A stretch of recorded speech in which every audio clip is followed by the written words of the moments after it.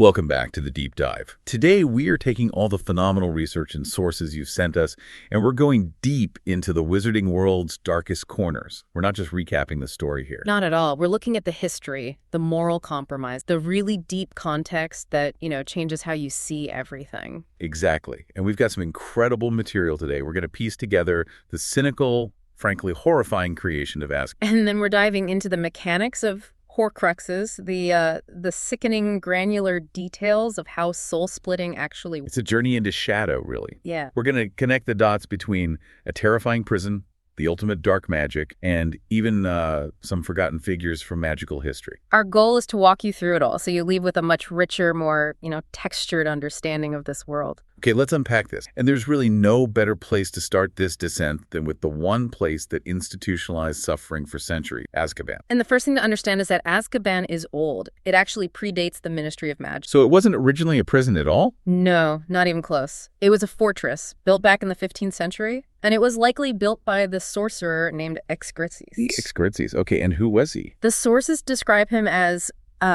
incredibly powerful, but also just profoundly and violently insane. So this wasn't a government building, it was the private fortress of a madman. It was his lair, and he practiced the absolute worst of the dark arts, purely for sadistic pleasure. What was he actually doing out there on that rock? He had a hobby. He would lure Muggle sailors to the island. Oh, no. Yeah, he'd lure them there, and then he would torture and kill them just for his own amusement. And I'm guessing he didn't want any visitors. How did he keep it hidden? With immense concealment charms. I mean, some of the most powerful ones we know of. The whole fortress was completely hidden from both the Muggle and the wizarding worlds for centuries. So no one even knew it existed? No one. It was only after Excreces died that the power holding those ancient charms finally faded, and the fortress just...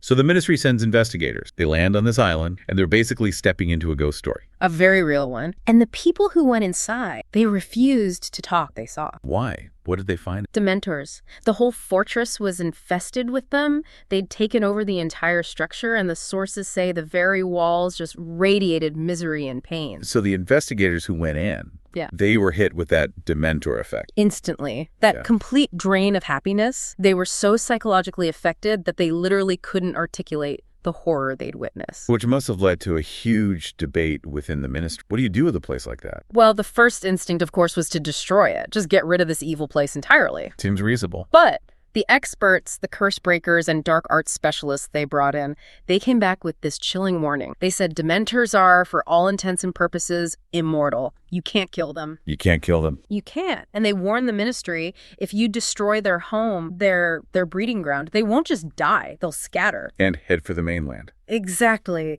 A catastrophic, uncontrollable swarm of Dementors attacking magical and Muggle communities alike. So it's a choice between a contained evil and a widespread plague of misery. And they chose inaction. They just left it there for years, abandoned. Which is probably the worst thing they could have done. It was the perfect breeding ground. The Dementors, they reproduce like a fungus in places of decay and despair.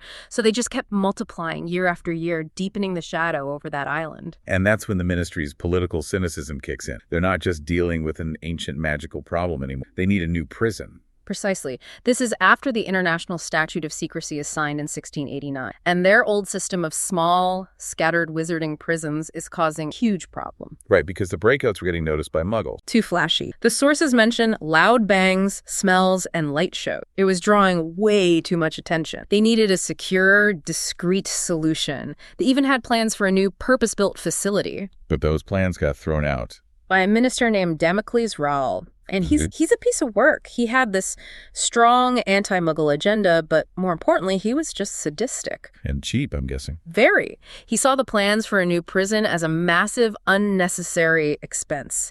He looked at Azkaban, this pre-built fortress full of Dementors. He saw a bargain. Free guards. He saw a cost-saving measure. He completely ignored all the earlier warnings about the place being steeped in dark magic. He just thought, we can harness them. He pushed to use Azkaban purely to save time and money. That is just chillingly bureaucratic, condemning generations of people to psychological torture to avoid construction costs. And that was it. The decision was made. Azkaban became the official prison of the wizarding world. So once it was up and running, did anyone ever try to fix this institutionalized horror? Someone did. About 15 years in, a new minister came to power, Eldridge Diggory. Diggory. Any relation to Cedric? Almost certainly an ancestor. And he was a reformer. He looked at Azkaban's record, which on paper was perfect. 0 breakouts. Not one.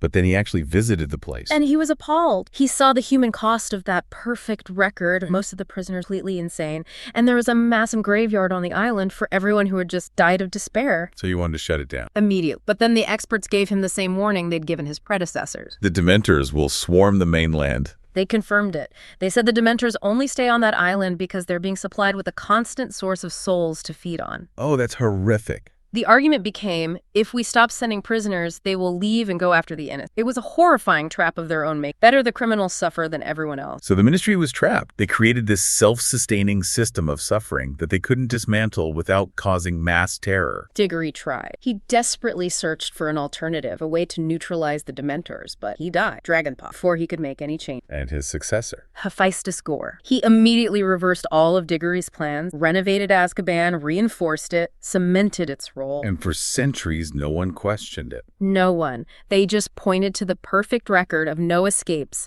and ignored the moral nightmare they were presiding over. Bureaucratic convenience won out over human. An evil place born from a madman, weaponized by cynical politicians, and maintained by cowardice. It makes the Dementors themselves even more terrifying. And we absolutely need to talk about the creatures themselves. The details are... Right, let's talk about the guards. These are not just magical beasts. There's something else entirely. They're imposing, for a start. The sources describe them as huge, like 10 feet tall, human-shaped, but wrong, all covered in these dark, tattered cloaks. And as you said, impossible to kill. Impossible. And genderless. They don't reproduce in any way we'd recognize. They just proliferate. Oh. Like a fungus or a mold, cloning themselves wherever there's enough decay and misery. Azkaban was their perfect. Their very presence is a weapon. What's the actual mechanism behind that? That cold, that despair they cause? It's like they're a magical vacuum. They suck all the light, all the happiness, all the warmth out of the air around them. But it's more than just making you sad. It's targeted. It's psychological warfare. They force you to relive your worst, most traumatic memories, your deepest fears. They literally feed on positive human emotions, and what's left behind is just this constant loop of your own personal hell. That's what drives people insane. They're magical parasites. And their senses. Yeah. This is the key to how some people got out. They're blind, right? Completely blind. Empty eye sockets under the hood, and that horrible gaping hole for a mouth. They don't see. They feel. They feel emotion. They sense fear, sadness, despair, complex human emotions. That's their world. And that's the loophole Sirius Black used. Exactly, because they can't sense the simpler emotions of an animal in the same way. So when Sirius turned into a dog, his emotional signature changed. It became less complex, less nourishing for them. He basically turned into background. So they can't sense animals, but they can still affect people who can't see them, like Muggles or Squibs. Oh, absolutely. The effect is emotional and spiritual, not visual. Muggles feel that sudden, crushing wave of cold and despair, even if they can't see what's caused. Look at Dudley Dursley. Right. He was attacked in Little Winching. Do we know what he actually saw? I mean, what's the worst memory of a spoiled bully? That's the fascinating part. The lore says he didn't see a past memory. He saw himself. For the first time, he saw himself exactly as he was. Boiled, selfish, cruel person. The Dementors forced a moment of horrifying self. Wow.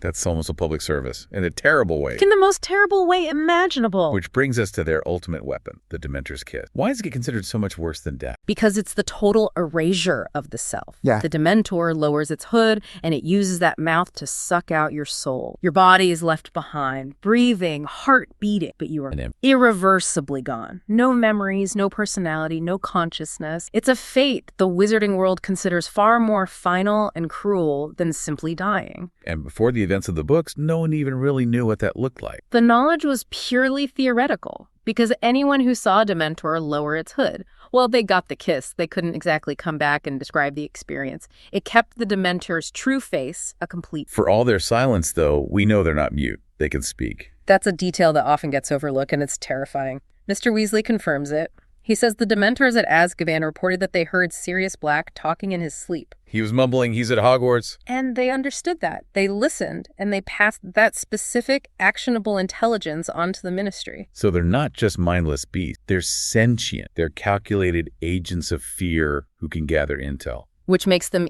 even more sinister. So if you're facing one of these 10-foot horrors, what's the defense? The only defense? The Patronus Charm. It's the only thing known to work, but it's not a simple spell. It's incredibly advanced magic. Why does it work so well? What's the magical theory there? Because it's a projection of pure, concentrated, positive energy. Hope, happiness, the will to survive. It's the magical opposite of what a Dementor is. To cast a full corporeal Patronus, the silver animal guardian, you have to focus on a single, overwhelmingly happy memory. So it's a shield made of joy. Exactly. It's something the Dementor literally cannot consume, and it's so alien to their nature that it drives them away. It's a mark of real magical talent because it requires such emotional strength. And if you're just exposed, not kissed, what's the first aid? Chocolate. The sources are very clear on this. It's the perfect short-term remedy. It gives you a little boost, helps counter the cold and the despair.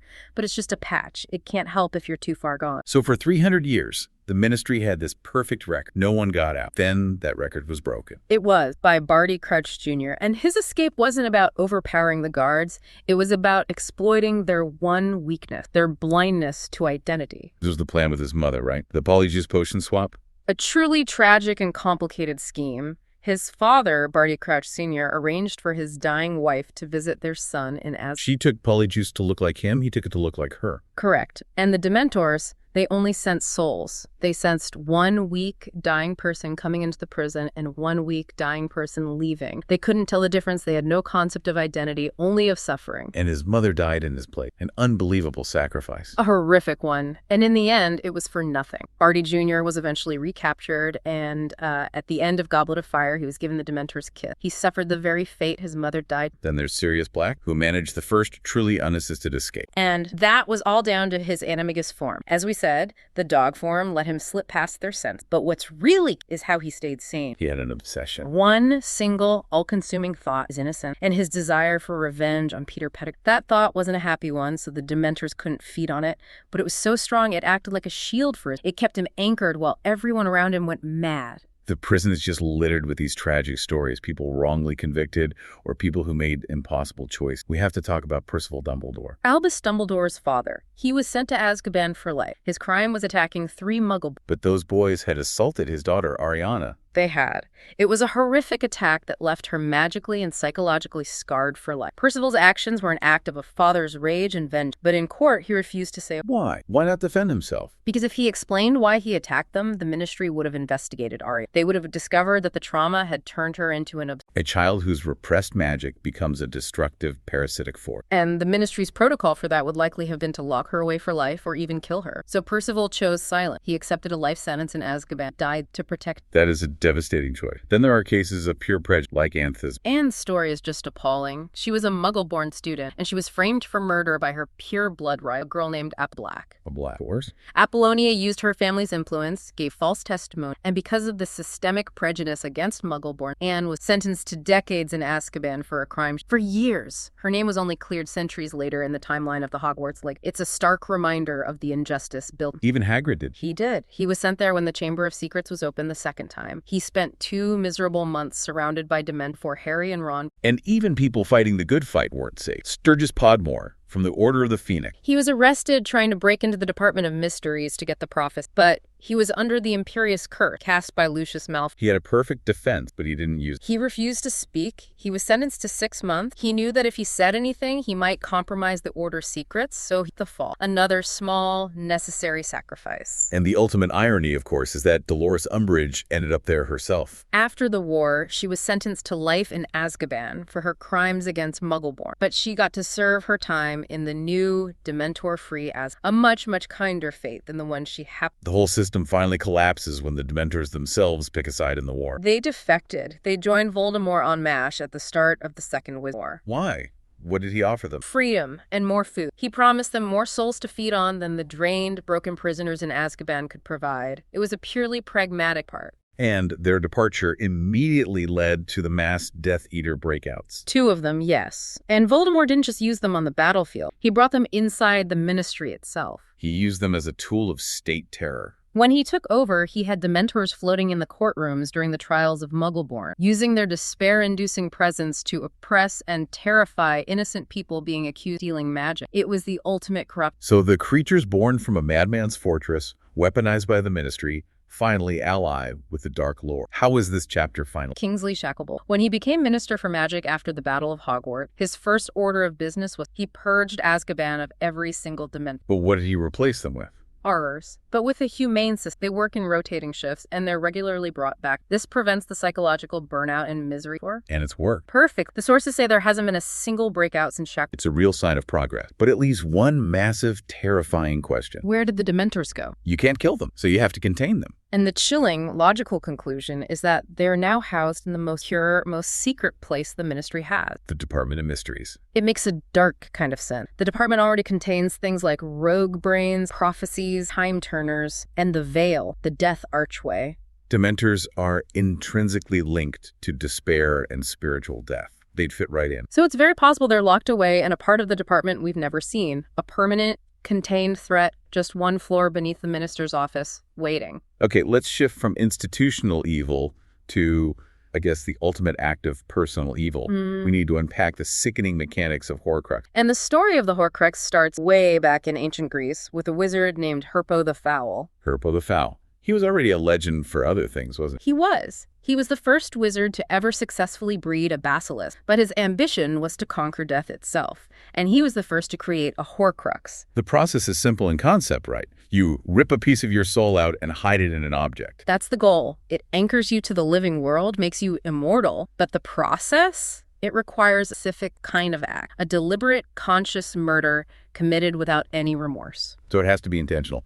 Killing in self-defense or by accident wouldn't work. No, the magic requires that cold-blooded intent. The murder fractures the soul, but that's just the first step. This is where we get into the unspeakable act, the part that was never public. Right. After the murder, the ritual involves a specific spell, but also another horrific. Something so disturbing that J.K. Rowling's editor apparently felt physically ill reading it. And that's why it was cut. But we can use the lore to make an educated guess. The common fan theory is cannibalism, but that's been debunked. It has. Because of autopsy, the bodies of Voldemort's victims, the Riddles, Myrtle Warren, were all examined, and there was no physical mutilation reported. Cannibalism would leave obvious marks. So we're looking for an act that is morally repulsive enough to make an editor vomit, but leaves no physical trace on the corpse. And the most plausible speculation, given those constraints, is necrophilia, or some other form of ritualistic violation of the corpse. That fits the criteria. It's sickening. And when you think about his victims, a young girl like Myrtle, and his plan to use a baby, Harry, it just reinforces that absolute depravity. It connects his quest for immortality directly to total moral self-destruction. But speaking of self-destruction, let's talk about the cost of this. Making just one Horcrux splits your soul. 50-50. Half in the object, half stays with you. But Voldemort was the first to try splitting it multiple times, which everyone considered insane. Because it's not an even split each time. Let's get into the math of this soul frag. It's crucial to understanding his weakness. The first one, the diary, was 50-50, but the next Horcrux splits the remaining soul. So after the ring, he was left with only 25% in his body. Then the locket would take half of that, leaving 12.5% and so on. Exactly. It's a process of diminishing return. By the time he went to Godric's Hollow to kill baby Harry, after making all his other Horcruxes, the piece of soul left in his original body was just 3.1%. 3%? That's why he was already looking so inhuman, so fragile. And then the killing curse rebounded. That tiny fragment splitting part that fled into the forests of Albania, the part that was the real Voldemort. It was only 0.7% of his original. Less than 1. Think about that. The accidental Horcrux inside Harry was at around 1.5%.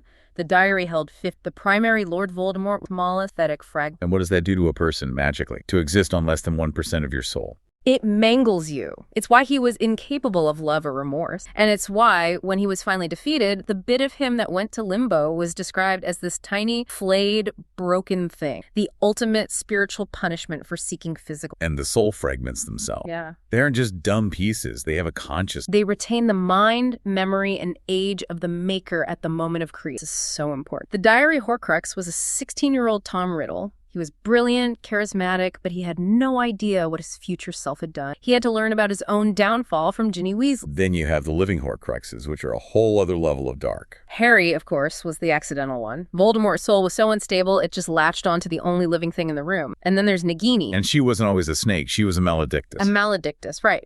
A female with a blood curse that would eventually and irreversibly turn her into an animal. So she was originally a human being, which made her a viable container for a human soul frag. These fragments had their own power, didn't they? They could act independently. Oh, yes. They're described as having a heartbeat, even the inanimate object. They can possess people who get too emotionally attached, like Ginny with the diary. It's like a localized version of the Imperious. Which leads to a terrifying, what-if scenario. What if the diary had succeeded? If Tom Riddle from the diary had managed to drain Ginny's life force and regain a body, you would have had two Lord Voldemorts. A young, agile 16-year-old one, and the older, experienced but fragmented one hiding in Albania. And they would almost certainly have gone to war with each other for supremacy. A magical civil war between two versions of the same person. It would have torn the wizarding world apart in a completely new way. Just a chilling thought. Okay, what about Quirrell? He was carrying Voldemort, but he wasn't a Horcrux. Right. Dumbledore explains the soul fragment on the back of Quirrell's head was the original 0.7%. It wasn't a separate, ritually created Horcrux. It was just possession. Which explains why Voldemort couldn't touch Harry. It wasn't just the love protection. It was probably more complex. The theory is that when Voldemort in Quirrell's body touched Harry, his own original soul fragment felt the agony of being in contact with another piece of his soul, the Horcrux inside Harry. That was itself protected by this powerful alien magic of love. It was his own soul recoiling from itself. That makes so much sense. And it explains his weird attachment to Nagini. It wasn't affection for the snake. He cared about the piece of his own soul inside her. It was a purely selfish self-preservation instinct. And we know the objects themselves had a corrupting influence. Absolutely. The locket especially. It made Harry, Ron, and Hermione angry, paranoid.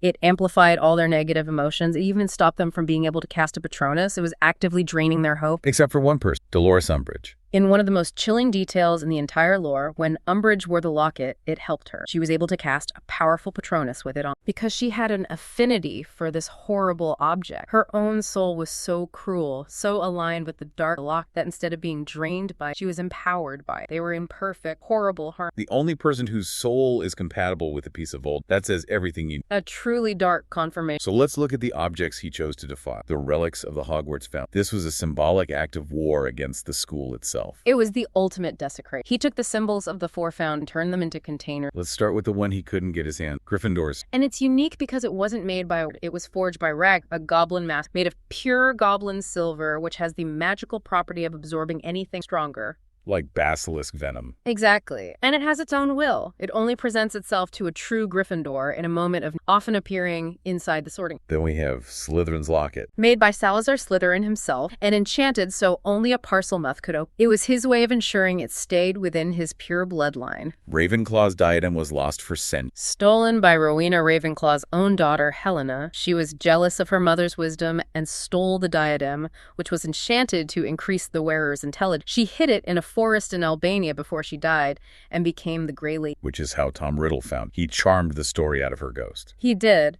And finally, Hufflepuff's cup, which seems almost mundane in comparison, but it had its own quiet, helpful magic. It was used to assist the house elves, who Helga Hufflepuff famously treated with kindness, in transporting food from the kitchens up to the Great Hall. It was a symbol of her nurturing, practical nature. So Voldemort managed to get 3 of the 4. How? He charmed an elderly descendant of Helga Hufflepuff, a woman named Hepzibah Smith. He killed her and stole the cup and the locket from her collection. He used her murder for the cup Horcrux. Using a Hufflepuff descendant's death to corrupt a Hufflepuff relic. Horrific. And then, as we said, he got the location of the diadem from the Grey Lady. The destruction of these things required incredible power. Only 2 methods were reliable. Basilisk venom and fiend fire. Anything that could damage the container beyond any magic hair. And of course, Gryffindor's sword became a Horcrux killer after Harry used it on the basilisk because the goblin silver absorbed the venom. And when a Horcrux is destroyed, there's a sound. A blood-curdling scream of pain. It's the sound of that conscious soul fragment being violently extinguished. So let's track the destruction. The lock. Destroyed by Ron with the Sword of Gryffindor. Beautiful poetic justice there. Gryffindor's weapon destroying Slytherin's relic. Cup. Destroyed by Hermione and Ron in the Chamber of Secrets, using a basilisk fang they got from the skeleton. And the diadem was destroyed by fiend fire, that uncontrollable dark magic curse.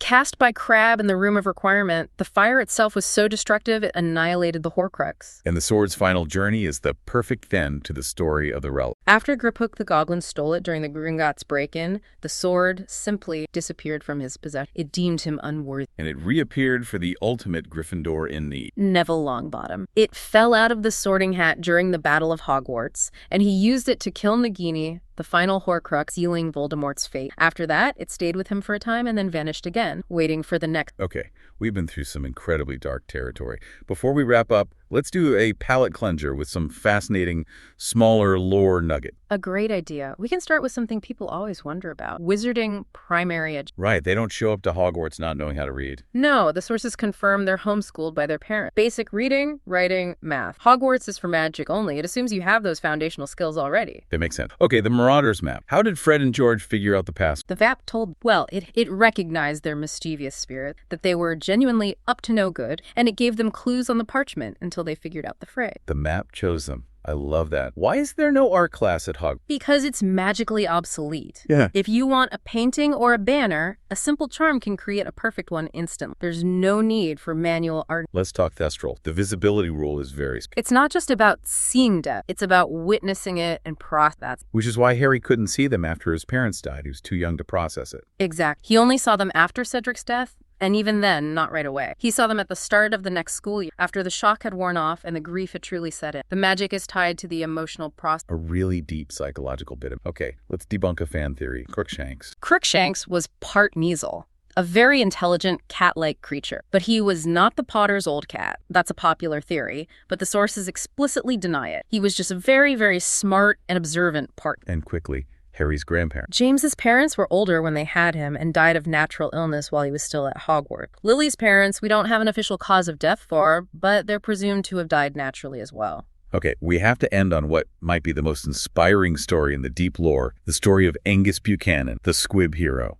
A squib, just to remind everyone, is a non-magical person born to wizarding parents. They're often marginalized, like arch. And Angus was born into a very proud, very magic-obsessed Scottish family. He was one of 11 kids, and his father was adamant that a squib was a sign of family shame and would be disowned. So his 10 magical siblings conspired to protect him. They faked it for him. They forged his Hogwarts letter, bought him a wand, and used their own magic to make it seem like it worked for him. They even flew him to Hogwarts on a broom. It was this massive, loving deception. But it all fell apart at the sorting ceremony. Angus, in a panic, jumped the line and put the sorting hat on, and the hat announced to the whole school, a good-hearted chap, but he is no wizard. The secret was out, and his father disowned him on the spot. Fired curses at him as he ran away. A truly horrible moment. But Angus found his way to the Muggle world, was taken in by a kind family, and discovered he had a talent. A talent he got, terrible child. From years of dodging his father's curses, he was incredibly fast and agile. He channeled that into the game of rugby and became a star player for Scotland. And in the first ever international rugby match, he had a moment of redemption. All 10 of his siblings were secretly in the crowd, cheering him on. He scored the winning try. It was this huge triumph. And he didn't just stop there. He changed the culture. He wrote a bestseller called My Life as a Squib, and it completely changed how the wizarding world saw it. It even started a trend of wizards going to Muggle rugby match, fascinated by the bravery of playing such a brutal sport without magic. His legacy is even celebrated at Hogwarts now. The Angus Buchanan Cup is awarded for outstanding. A squib became a permanent part of Hogwarts history. An incredible story. So what does this all mean? We've seen how Azkaban was born from cynicism and fear. We've explored the horrifying self-mutilation of creating Horcruxes, breaking Voldemort's soul down to less than a single person. We've confirmed that magic is just a tool, and its morality comes from the user. But we've also seen, with someone like Angus Buchanan, that the human spirit can triumph even without it. And that leaves us with one final provocative thought for you to chew on. The Dementor. Impossible to kill. Removed from Azkaban and put... We know the Department of Mysteries houses fundamental, dangerous force. Given their nature, is it possible that the wizarding world's most horrifying guards are now contained deep within that department, just one floor below the Ministry atrium, patiently waiting for the next Dark Lord to come along and promise them a world full of fresh souls?